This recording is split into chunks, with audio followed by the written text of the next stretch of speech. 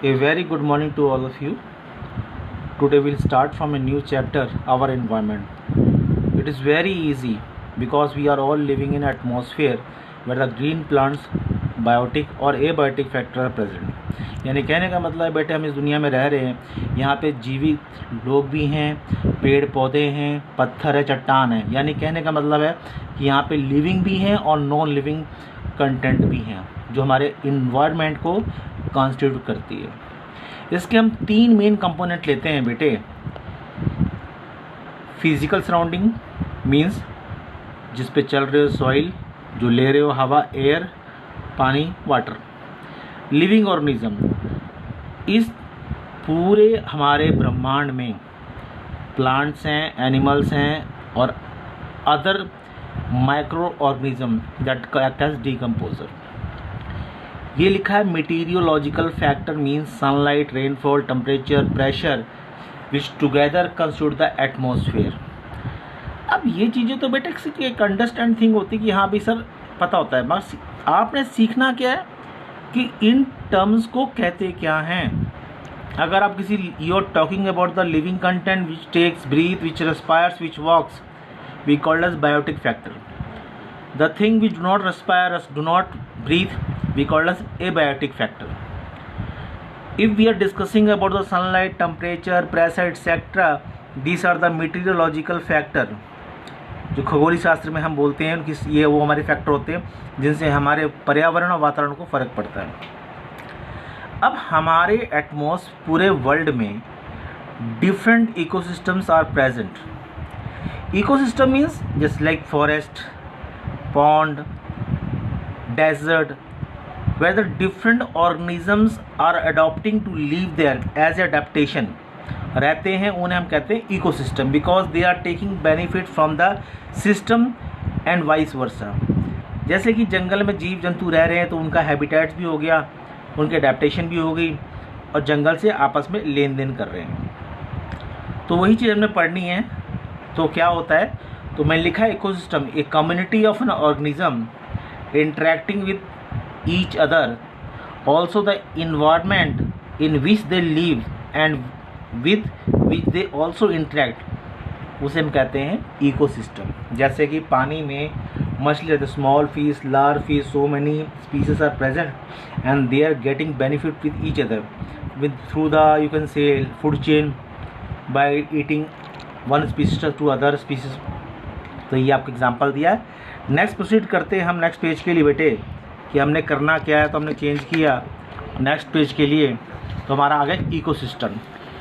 Ecosystem comprisely consist of two part, abiotic and biotic. Abiotic and abiotic. अब यहाँ पे क्या है हमारा, अभी आपको just right now I have explain. Abiotic means a non living thing which do not respires, breathe, etcetera. And biotic things are those which respires, breathe, can walk and can say something. तो इन दोनों से हमारा ecosystem बना है. तो ecosystem में जो सबसे बड़ा बायोटिक का फैक्टर वो तीन लेते हैं, producer, consumer, decomposer. The life on the earth couldn't be sustained if the one species do not depends upon another. Each and every species present in the atmosphere or our in world are interdependent with each other for their own benefits, for their own food and for their own requirement. कहते हैं बेटा इंसान मरेगा नहीं तो नया जन्म नहीं होगा, मारने वाला नहीं होगा तो मरेगा नहीं. तो ये भगवान ने चेन बना रखी है and that chain you have to learn. उसको हम साइंटिफिकली कहते हैं फूड चेन.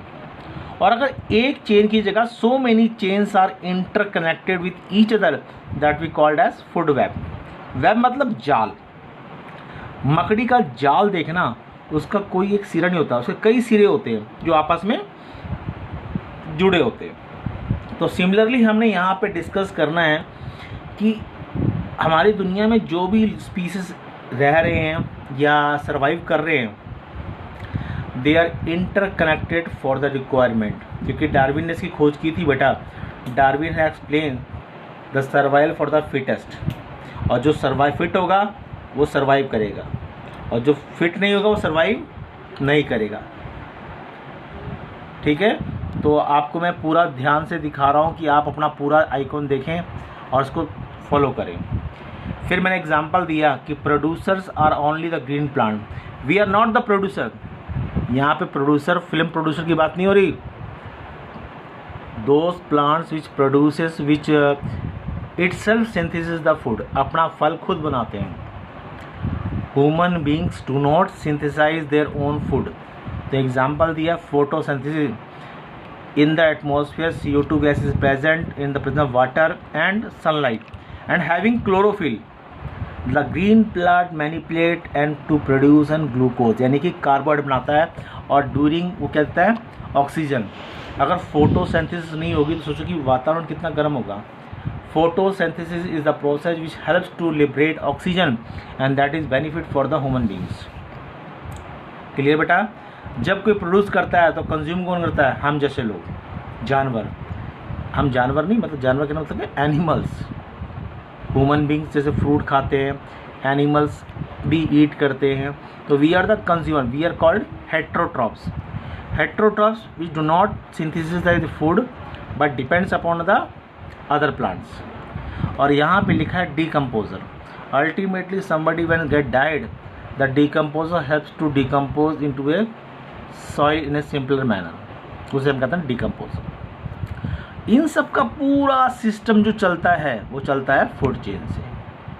तो यहाँ लिखा है the successive member of a trophic level depends upon each other for their basic needs और the food, such chain is called food chain. छोटा घर का बच्चा हो अपने घर का, वो अपनी मम्मी से कहता है, मम्मी अपने हस्बैंड से कहती है और हस्बैंड आगे कहता है। तो जो मेन सोर्स है वो ही प्रोवाइड करेगा। अगर ये चेन नहीं बनेगी तो उसकी बेसिक नीड्स कभी भी पूरी नहीं होंगी। अब हम पढ़ते हैं नेक्स्ट कि सर फूड चेन के टॉपिक्स कौन कौन से हैं और कौन कौन से सिलेबस में आते हैं। तो मैंने आपको यहाँ पे छोटा सा फूड चेन दे रखी, different food chain. Food chain छोटी भी हो सकती है, बड़ी भी हो सकती है, but remember that up to the 4th trophic level the food chain is good, but after the 4th trophic level it is not good. क्योंकि बेटा एक यहाँ पे ना एक नियम चलता है 10% लॉ। अगर मान लो कि फर्स्ट ने कंज्यूम किया तो अगले में 10% ट्रांसफ़र होगा, सेकंड को कंज्यूम किया तो अगले में 10% होगा और अगले में 10, सो ऑन। तो मतलब कि 5th लेवल में एनर्जी बचती ही नहीं है। If the somebody is the some species are standing in 5th tropical level, they do not possess, do not will have any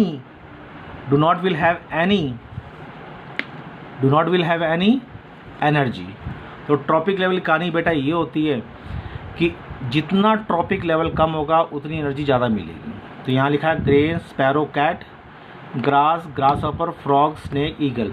अगर मान लो यहाँ पे ईगल स्नेक को कंज्यूम कर रहा है तो ईगल के पास एनर्जी नेग्लिजिबल है, क्योंकि 4th लेवल तक होता है बेटे, मगर 5th लेवल में नेग्लिजिबल हो जाती है एनर्जी। वैसे ही पॉन्ड्स में फाइटोप्लैंक्टन, काई बोलते हैं, होती है, उसे छोटी मछली खाती है, उसे कौन खाती है?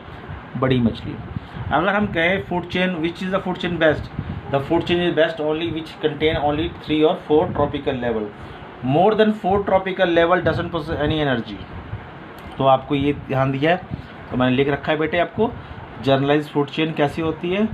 सन पहला लेवल था प्रोड्यूसर, पहला उसको खाने वाला कंज्यूमर। आप मान सकते हो कि ग्रास को खाया ग्रासहॉपर ने, ग्रासहॉपर को खाया फ्रॉग ने, फ्रॉग को खाया स्नेक ने, और स्नेक को खाया ईगल ने। तो 4th से कितना हुआ? 5th।